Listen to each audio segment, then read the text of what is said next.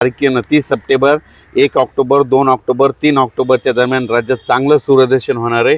हवामान कोरडं राहणार आहे, म्हणून हा राज्यातल्या सर्व शेतकऱ्यांनी अंदाज लक्षात द्यायचा. मग त्याच्यानंतर परत पाऊस येईल का, तर त्याच्यानंतर राज्यातल्या सर्व शेतकऱ्याला सांगू इच्छितो की ऑक्टोबरमध्ये शेतकऱ्याचे फोन आले की हे पाऊस संपल्याच्या नंतर परत पाऊस येणार आहे का, तर ऑक्टोबरमधला शेतकऱ्याला सांगू इच्छितो की 4 ऑक्टोबर, 5 ऑक्टोबर, 6 आणि 7च्या दरम्यान परत राज्यात एकदा पाऊस येणार आहे. म्हणून हे 4 ते 7 ऑक्टोबरचा अंदाज हे सर्व शेतकऱ्यांनी लक्षात द्यायचा. पण राज्यात मात्र आज 28 तारखेला मात्र राज्यात पुन्हा एकदा पूर्व विदर्भ, पश्चिम विदर्भ, दक्षिण महाराष्ट्र, उत्तर महाराष्ट्र, कोकणपट्टी, खानदेश, मराठवाडा सगळीकडेच आज दुपारनंतर रात्रीच्याला पाऊस पडणार आहे. पण उद्याच्याला मात्र पावसाचा जोर कमी होणार आहे, उद्या सूर्यदर्शन होणार आहे. हा अंदाज महाराष्ट्रातल्या सर्व शेतकऱ्यांनी लक्षात द्यायचा.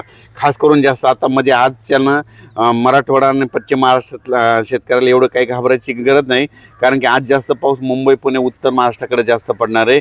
मुंबई, पुणे, उत्तर महाराष्ट्र, इगतपुरी, नंदुरबार, धुळेकडे, म्हणून हा अंदाज सर्व शेतकऱ्यांनी लक्षात घ्यायचा.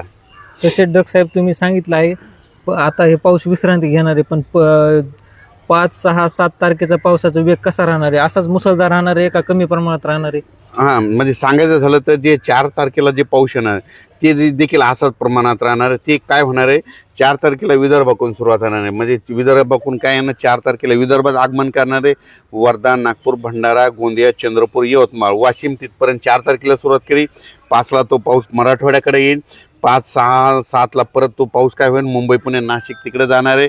त्याच्यानंतर 8 तारखेपासून परत 8 ऑक्टोबरपासून राज्यात सूर्यदर्शन होणार आहे, तिथून पाऊस निघून जाणार आहे.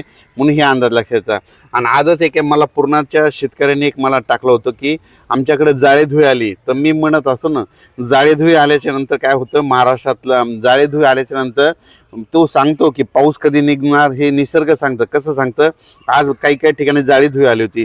जाळीमध्ये काय होतं, झाडावर जाळे पडतात, पिकावर जाळे पडतात.